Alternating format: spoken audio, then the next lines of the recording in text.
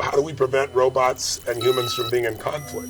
Robots can free humans from the most repetitive and dangerous tasks, so they can spend more time doing what they're best at, being creative and solving complex problems.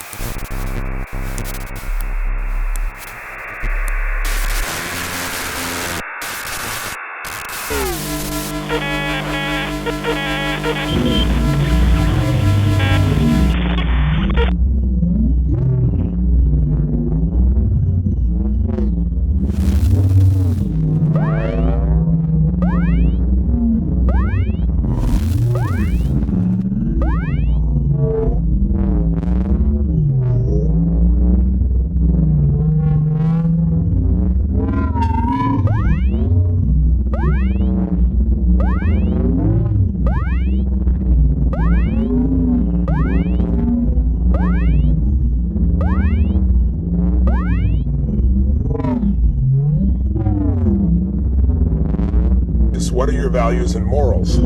How do you know what's right versus wrong, good versus bad?